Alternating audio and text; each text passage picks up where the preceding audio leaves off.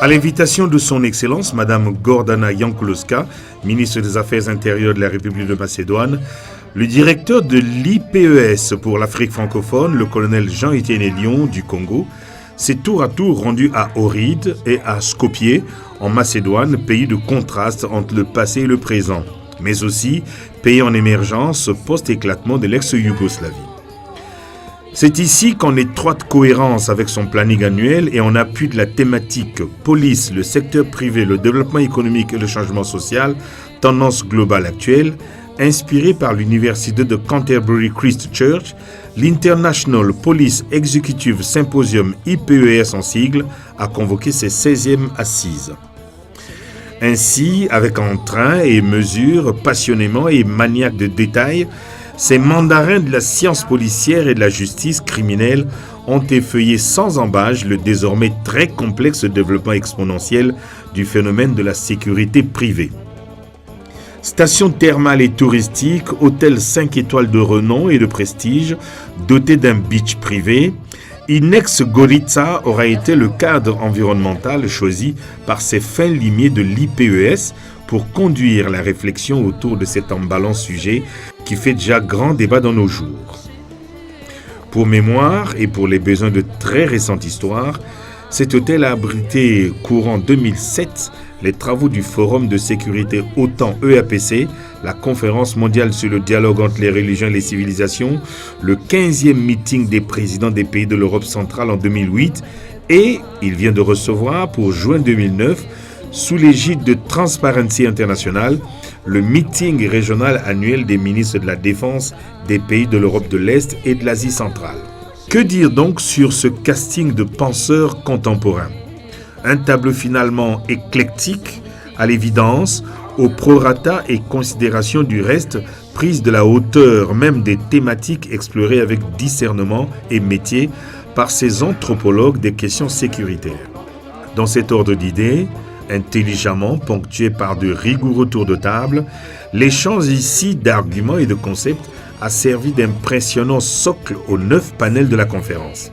À ce propos, le PowerPoint de la conférence s'est focalisé in fine autour des thèmes majeurs que sont la police, la sécurité et le secteur privé, les tendances actuelles, la police coopérative, le développement des alliances de sécurité, la communauté policière dans le développement des démocraties, la police et la sûreté, le challenge de la prévention du crime, la place de la sécurité privée, entre la police et les secteurs privés en lutte contre le terrorisme, le changement et le développement économique, croissance économique et sécurité, Coupe du monde de football 2010 en Afrique du Sud, anticipons sur la pluralité des challenges, innovation en police, session questions-réponses entre criminologues et médecins, police et public, sécurisant la collectivité, police, développement économique et changement social, privatisation de la police,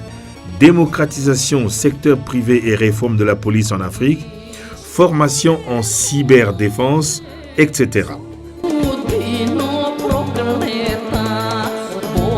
Avec un relief très escarpé de bout en bout, dont 26 massifs et 80 montagnes, et un sol fait de terre extrêmement riche, la Macédoine est un pays antique, situé dans la partie centrale de la péninsule des Balkans, bordé au nord par la Serbie, au sud par la Grèce, à l'est par la Bulgarie et à l'ouest par l'Albanie.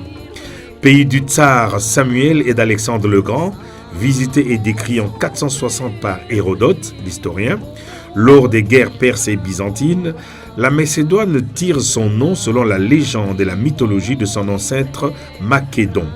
À travers les siècles, elle a ployé sous la férule de plusieurs envahisseurs, parmi lesquels les Byzantins, les Romains, les Ottomans, les Turcs et les Russes, avant de déclarer en janvier 1992 son indépendance face à la désintégration de l'ex-Yougoslavie. En 1993, la Macédoine est devenue le 181e État membre des Nations Unies. Elle est en même temps, et il importe de le rappeler, le berceau de l'Église orthodoxe.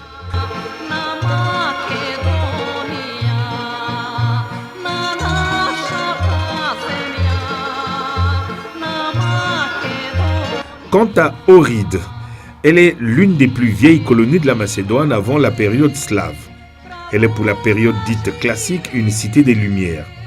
C'est en vrai un lac qui s'étire majestueusement sur l'extrême sud-ouest de la République de Macédoine, avec de part en part le mont Galichika à l'est et à l'ouest les montagnes Jablanica et Mokra. Ce lac tectonique est l'un des plus vieux que compte la planète, aux côtés du Baïkal en Russie et Titicaca en Amérique du Sud, et plus près de nous en Afrique, le Tanganyika et le Malawi.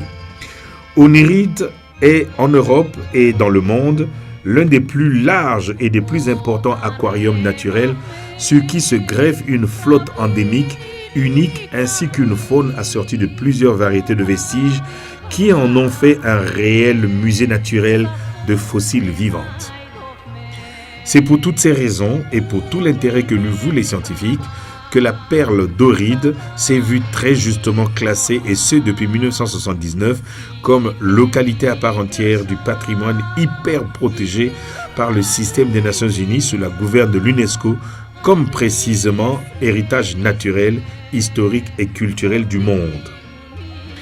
Ici, dans la quiète cité d'Ohrid, les éminences en conférence se sont tout de même requinquées par moments. Elles se sont même fait plaisir et se sont revitalisées tant que cela pouvait leur être possible entre deux ateliers. La visite de la forteresse du Tsar Samuel a servi de véritable activité d'agrément. Légendaire fortification chargée d'histoire, celle-ci fut conçue et bâtie pendant la période byzantine entre 976 et 1014, du temps où Ohrid était la capitale du premier État des Macédoniens slaves. Elle surplombe stratégiquement la ville et le lac d'Ohrid à partir d'une colline située au centre de ce décor. Longue de 3 km, cette construction dispose encore à ce jour de 18 tours, 4 entrées et plusieurs remparts dont la hauteur varie entre 3 et 16 mètres. Le dernier à y vivre fut un personnage pour le moins hors norme et hors la loi, Zeladin Bey de son nom. Il était issu de l'administration centrale ottomane de la fin du XVIIIe siècle. La visite du théâtre antique, appelé aussi théâtre classique, il fut construit il y a 2 à 3 000 ans entre la période hellène et peu après la conquête romaine. Avec environ 4000 places assises, ce théâtre était à l'expression des performances poétiques, musicales et dramatiques. Certains citoyens distingués d'Ohrid pouvaient à loisir personnaliser leur siège. On y retrouve d'ailleurs encore leur nom gravé sur des blocs de pierre qui tenaient lieu de siège. Plus tard, ce théâtre a été converti en arène pour combats de gladiateurs et les combats contre des animaux sauvages. Avec l'arrivée du christianisme, ce théâtre a été partiellement détruit et ses gravats auraient servi à l'érection des premières basiliques chrétiennes. La visite des monastères décorés de fresques et de sols en mosaïque, dont les plus prestigieux sur les 20 églises et mosquées sont Saint-Clément, Saint-Nome et Saint-Pantélémon à Plauchnik. Ohrid a été, avec l'arrivée des 2 premiers saints, la source basique de la littérature slave, une très grande place de la haute culture. Célèbres disciples de Cyril et de Méthodius de Salonique, Saint Clément et Saint Nome fondèrent la première université slave qui recevait en ce temps 3500 disciples et ecclésiastiques. Géniteurs de l'alphabet cyrillique, ils le sont. La visite de la galerie des icônes et du musée d'Ohrid, materné par le musée de l'archevêque 400 ans avant le musée du Louvre, ouvert en 1739, et celui de Londres en 1753. Ce musée a hérité de manuscrits grecs et slaves, de sculptures et de dits antiques. Il y a aussi la visite des reliques de Mustafa Kemal, le célébrissime général Atatürk, très connu à la suite des victoires remportées en 1920 sur les Arméniens, les Kurdes et les Grecs. Puis, la randonnée au parc national Galichika, dont la source du Black Dream River se trouve être au pied du monastère de Saint-Nome, et enfin la visite des ruines d'Héracléa à Bitola, la ville de Philippe II de Macédoine. Ce site archéologique est présentement en cours de restauration. Pour le premier trimestre 2010 et en relation avec la thématique police, tourisme et trafic international, une perspective globale, le staff des directeurs de l'IPES a convenu de retenir la splendide ville de Malte pour son 17e meeting annuel. C'est sur un ton visiblement extasié de satisfaction personnelle que le professeur président Dilip Kadas a clôturé les 16e assises de l'IPES. Le professeur Cliff Robertson de l'Université d'État de Sacramento en Californie, chairman de ce 16e rendez-vous de l'IPES, a quant à lui annoncé pour de toutes prochaines semaines la parution du volume numéro 2 du livre compilation des interviews des leaders de police de la planète, dans lequel le colonel Jean-Étienne Elion du Congo compte au nombre des honorables contributeurs. Cet ouvrage, intégralement publié en anglais, a été édité sous la très sourcilleuse supervision des professeurs Dilip K. Das et Otwin Marnin. Enfin, suivant cet argumentaire éclipse du colonel Jean-Étienne Elion, le directeur IPES pour l'Afrique francophone. Dans le foisonnement des logiciels alternatifs tels que standardisés, tout le monde hallucinerait avec frénésie et stupeur à la simple idée novatrice d'une privatisation de la police, voyez-vous. Mais pourtant, à la vérité, et dans toute son épaisseur, cette inclination, j'allais dire, cette tendance est en train de prendre véritablement pied dans certains points du globe, réputés, et hélas, de très vieilles traditions démocratiques. Naturellement, oui, mais pourquoi?